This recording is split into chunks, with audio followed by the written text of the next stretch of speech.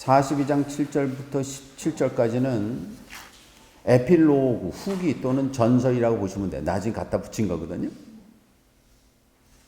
그 이야기를 보면서 이거는 전설이면서 온전한 자신으로의 회복이에요. restoration.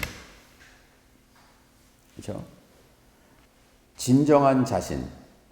저 캐피털 셀프와의 조우를 말하는 거거든요. 요한복음 14장 20절에 이렇게 말합니다. At that day, 그 날에 you shall know, 너희들은 알게 될 것이다. I am in my Father. 나는 나의 아버지 안에 있고 너희들은 내 안에 있고 나는 너희 안에 있다는 사실을 알게 될 것이다. 신기한 말을 했어요.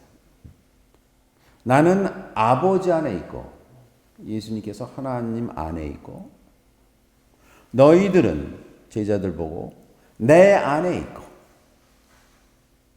나는 너 안에 있다. 이게 전부 엮여져 있다는 거예요. 세계가 완전히 엮여져 있고 그 안에 온전한 세계의 원이 만드는 중간에 하나가 있어요. 이게 우니타스, 하나가 되는 거예요. 이 하나가 되는 것이 있는데 이 하나가 되는 것이 온전한 내가 되는 궁극적인 내 자신이 되는 거죠. 요 하나가 되는 자신에 대해서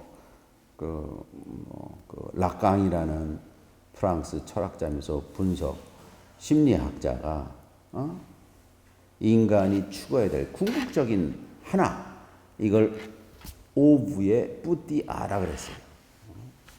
오브젝트, 스몰 오브젝트, 스몰 아. 그래서 이거를 인간 분석 심리학의 중요한 주제로 삼았거든요. 그래서 내가 너 안에 있고 너가 내 안에 있고 그 중간에 만들어질 아주 숨겨져 있지만 스몰, 아주 조그만 알파이지만 모든 것을 조절하는 나라는 거예요. 지금 그래서 욥기 이 고통을 통해서 욥이 자신도 몰랐던 자신의 마음속 깊은 곳에서 신이 인간 모두한테 줬던 그 대상을 좀 발견하고 있는 것 같아요. 그래서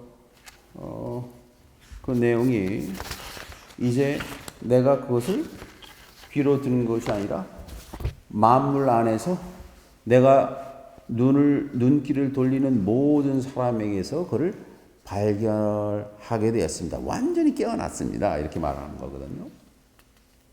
그래서 7페이지에는 욥기 42장 7절과 17절까지는 하나의 에필로그처럼 갖다 붙인 거예요.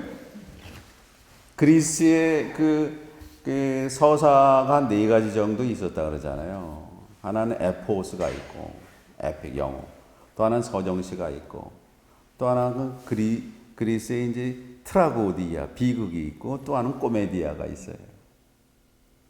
그래서 이 코메디아는 보통 평민들이 사용하는 언어를 사용한대요. 그래서 코메디아, 아리스토파네스 다 평민들의 해악이 들어가 있고. 왜 코메디아냐? 불행으로 시작을 했다가 항상 해피 엔딩으로 끝나기 때문에 코메디아예요. 그래서 영웅이 아니라 보통 사람으로 시작하는 거예요. 코미디는. 그러나 단테 신곡처럼 천국으로 끝나야 돼요. 그러나 비극은 달라요. 트라고디아는 평민이 아니라 영웅으로 시작을 해요. 영웅으로 시작하고 언어도 아주 귀족들의 언어, 하이 랭귀지만 사용을 해요. 그러나 결말은 항상 비극이에요. 그래서 그 당시 리더들에 대한 경각심을 알려주고 민주주의가 얼마나 성취하기가 힘든가를 아테네 시민들한테 보여주는 것이 그리스 비극이었거든요. 그런데 문학적인 장르로서 욥기는 트라고디아, 비극입니다. 비극인데 이 전설 결말을 갖다 붙이면서 희극이 됐어요. 코미디아가 됐어요. 그래서 제가 이제 맨 처음에 공부할 때는, 그러니까 그 미국에서 공부할 때 그 제 지도 교수가 유대교 선생이었는데 그 사람도 이 부분에 대해서 좀 못마땅하게 생각했어요. 이 코미디아로 해서 왜 유대인들의 좀 홀로코스트도 있고 그 자체에서 의미를 찾으려고 시도해야 되는데 이 7절에서 17절까지 갖다 붙이면서 자신들이 겪는 고통을 희화했다. 아니 10명의 자녀가 없는데 더 아리따운 딸 셋을 얻었다고 기뻐할 일은 아니잖아요. 그러나 이 구절은 축자적으로 보면 그럴 수도 있지만 사실 심층적으로 보면 욥기가 고통을 통해서 이전을 완전히 회복했을 뿐 아니라 자신이 돼야 되는 온전한 자신으로 다시 태어났다를 이렇게 표현할 수도 있겠다라는 생각을 했어요. 그래서 거의 여기서 보면 욥이 어떤 스테이터스가 되냐? 욥이 용서하면 하나님이 용서하지 않고 욥이 용서하면 그의 친구들이 용서되는 거예요. 거의 신적인 능력을 가진 존재가 됐어요. 그리고 10절에 보면 회복시켜줬고, 그렇죠? 그래서 이제 14절에 그의 딸 이름들이 신기해서 이렇게 찾아봤더니 첫째 딸은 여미마, 비둘기고요. 둘째 딸은 구스야가 계피향이라는 거예요. 이 계피향이 사실은 저 인도에서 오는 그 스파이시, 그 로드로 와서 온 구스야. 셋째 딸은 게렌 합복이 눈 화장 도구인데요. 이런 것들로 상당히 그 당시에 대상들의 그런 무역 상품들을 여기다 싹 써놓은 것을 알 수가 있습니다. 그 16절에 140년을 더 살았다라고 했는데 그리스는 70년에는 240년을 더 살았대요. 몇 년 사는지는 잘 모르겠습니다. 하여튼간 그렇게 오래 살다가 세상을 살다 해피 엔딩으로 그렇게 마친 것으로 되어 있습니다. 그래서 욥이 고통이 인생에 꼭 필요한가라는 질문에서 이 맨 마지막에 욥의 그 계한 사건이죠. 눈이 떠져서 이제 하나님의 이 세상의 자연과 우주와 천체 안에서 드러내고 있는 신의 놀라운 경이로움을 확인하는 자가 되었다. 그게 욥의 중요한 결론이라고 생각을 합니다. 그 내용과 아주 유사한 내용이 있는데 그것이 신약성서에 등장하는 엠마오로 가는 두 제자 얘기가 바로 경이로움과 계한에 관한 이야기예요. 많은 사람들이 엠마오로 가는 두 제자 그림을 그렸지만 가장 사실적으로 그린 것은 그 카라바지오의 엠마오의 저녁 시사 이 그림이라고 생각을 합니다. 이 신기한 거는 작게는 1년 또는 2, 3년을 엠마오 출신의 두 제자가 예수를 따라다녔는데, 그러니까 지금 예루살렘에서 저 엠마오가 온천이란 뜻이에요. 여리고 쪽으로 한 산길로 한 7km 가야 되거든요. 그러니까 한나절 적어도 3시간을 같이 걸었으면 자신의 일생을 따라다닌 스승이라면 알아봤어야 되잖아요. 그럼 못 알아봤다는 거예요. 어떻게 못 알아볼 수가 있냐? 그래서 16절에 이 계한에 관한 거예요. 그들의 눈이 가리워져서 16절에서 예수를 알아보지 못하였다. 가리워졌다라는 거는 그러니까 여기서 분명히 말하는 거는 예수가 자신들이 알던 육체를 지닌 예수가 아닌 다른 존재라는 거예요. 그렇죠? 그래서 같이 있었는데 이 사람을 알지 못했다는 이유는 첫 번째는 예수가 죽었다고 생각했기 때문에 못 알아볼 수가 있고 죽었다고 생각했어요. 두 번째는 예수는 자신들이 경험한 오감으로 경험한 존재만 예수라고 생각을 했던 거죠. 예수님께서 십자가에서 돌아가신 후 완전히 다른 형태로 우리한테 오셨는데 지금 제자들은 예수를 살아있을 때 고통 십자가 사건의 이전의 모습으로만 예수를 안 거예요. 고통 이후에 완전히 변형된 예수를 알지 못하는 거예요. 그래서 알아보지 못했다. 이게 좀 신기한 일입니다. 그러니까 알아보지 못했다는 것이 죽은 자 가운데 자신들이 생각하는 고통 이전의 예수만 찾았기 때문에 예수가 같이 있음에도 불구하고 예수를 알지 못했다는 거거든요. 그래서 얘기를 계속 하는 거예요. 이런 일을 하고. 26절 보세요. 26절에 그리스도가 되기 위해서 반드시 해야 될 것이 있습니다. 그것이 뭐냐? 고난을 겪고서 자기 영광으로 들어가신다. 영광이 아니라 또 자기 영광이네. 이게 이 고난이란 말이 파세인이란 말이 suffer란 뜻이에요. suffer. 고통을 통해서 아픔을 통해서 그 사람이 이루어야 될 독사, 영광을 이루게 된다. 누가? 그리스도가. 그러니까 그리스도가 자신이 이뤄야 될 영광으로 가기 위한 중요한 과정이 있는데 그것이 파세인입니다. 파세인. suffer. 이 단어가 제가 좋아하는 소포클레스의 비극 그 안티고네에도 등장을 해요. 자기 형 플리니케스가 이제 테베를 공격하다 죽었기 때문에 자기 삼촌이 이제 아버지 대신 왕 카두몬이 왕이 됐는데, 자기가 이제 이 폴리니케스가 아버지가 죽었기 때문에 오이디푸스가 그 왕자는 자기가 찾아야 되기 때문에 공격을 한 거예요, 테베를. 그런데 거기에 누가? 삼촌이 이제 왕권을 쥐고 있었어요. 거기에 그때 딸이 2명 있었어요. 하나는 이스메네하고 또 한 사람이 안티고네.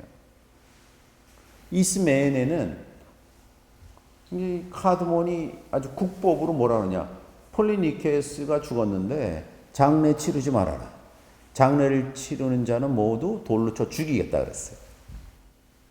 했더니 이스메네가 뭐라 그러냐. 여자가 할 일이 뭐냐. 국법을 따라야 된다.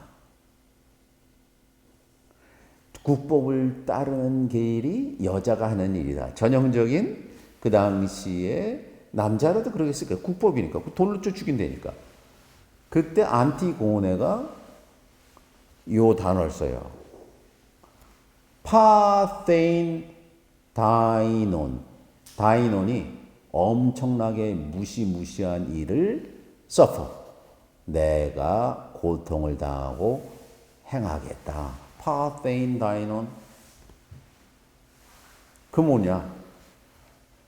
자식 오빠가 국법보다 더 중요한 법이 있는데 이것이 전통이고 자기 오빠를 매장시키는 것이 당연한 일이기 때문에 국법 위에 있는 것이다.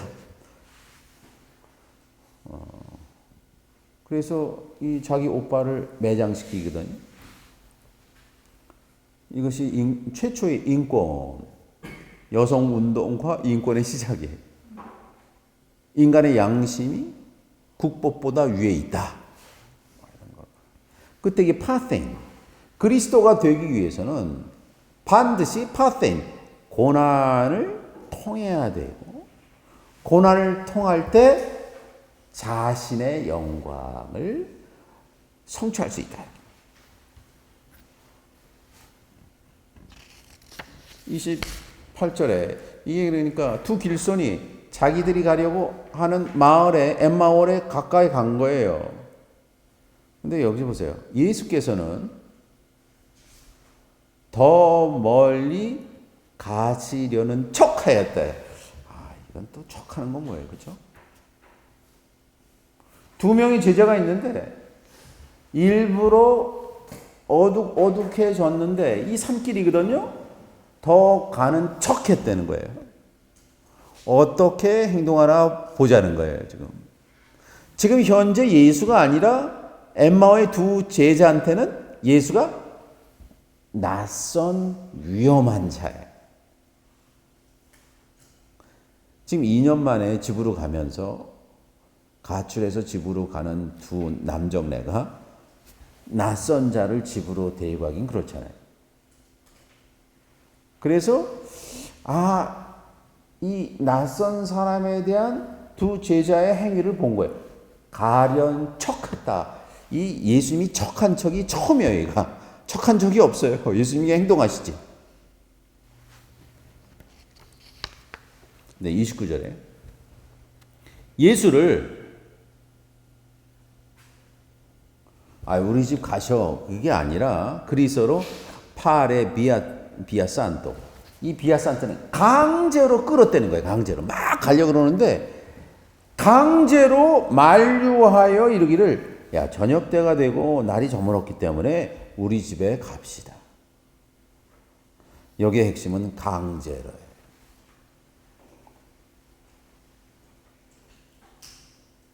선행을 마지못해 하지 마십시오. 하려면 강제로 성심껏 하십시오. 끝까지 하십시오. 그러니까 하도 우기니까 예수께서 마지못해서 오케이, 내 당신 집에서 묵겠습니다. 이건 상당히 말도 안 되는 선행이거든요. 선행은 말도 안 돼야 돼요. 그리고 선행은 상식을 뛰어넘어야 돼요. 선행은 과도해야 돼요. 강제로 만류해서 말하기를 우리 집 갑시다. 30절. 그들이 음식을 잡수실 때 예수께서 빵을 들어 축사하시고 떼어서 그들에게 주셨다. 이게 이제 성만찬의 효시가 된 거예요. 31절. 그제서야 그들의 눈이 어떻게 했다고? 개안되었다. 이거예요. 디에노이케산. 디에 완벽하게 노이어 영안이 열렸다.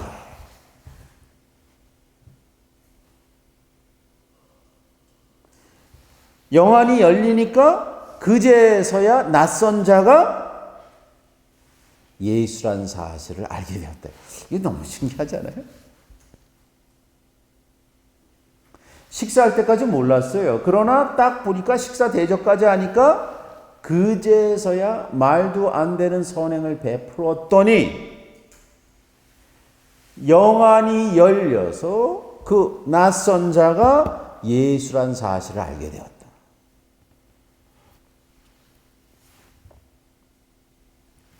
지금 아까 욥이 고백한 것처럼 이 고통을 통해서 우리가 해야 될 일이 있는데 궁극적으로 거의 컴패션이라는 거예요. 개안이 돼서 내가 스스로 유유자적하는 것이 아니라 그리스도의 핵심은 그게 우리의 삶에 말도 안 되는 선행으로 이어져야 된다는 거예요. 상식을 뛰어넘는. 그때 뭐가 되냐? 개안이 됩니다. 그때 예수가 누구인지 알게 된다. 여기서 예수는 뭐냐? 우리가 전혀 예상하지 못하는 홈리스일 수 있다는 거죠. 우리가 예상할 수 없는 유기견일 수도 있고 생명을 지닌 존재일 수 있는 거. 그때 영안이 열렸다. 그 다음에 더 신기한 일이에요. 그러나 그 순간 예수께서는 그들 안에서 뿅 하고 자취를 감췄대요. 이거 어떻게 해석해야 돼요? 뿅 하고 나간 거예요. 그래서 그리스어로 아판토스는 became, 직역을 하자면 he became disappearing. 자취를 감추어졌다. hidden. 분명히 있었는데 싹 없어졌다는 거예요.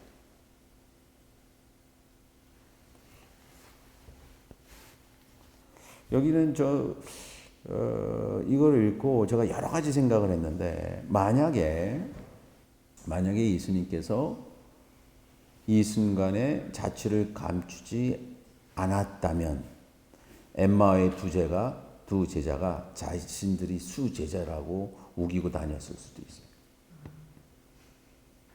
저 베드로 다 도망갔는데 내가 그 새로운 비즈니스가 시작할 수도 있었어요. 그렇기 때문에 사라진 거예요. 여기 더 깊은 뜻은 뭐냐? 부활한 예수는 상상도 못하는 낯선 자다.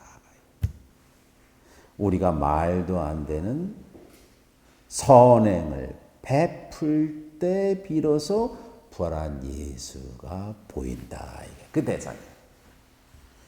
저는 이게 그리스도의 핵심이라고 해요. 여기서 사라졌다네,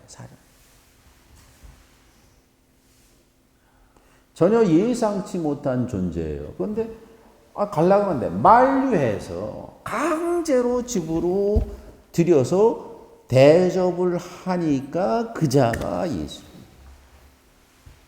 부활한 예수는 뭐냐? 우리 주위에 우리가 말도 안 되는 선행을 베풀 때 그 대상이, 그게 개한된 겁니다. 개한.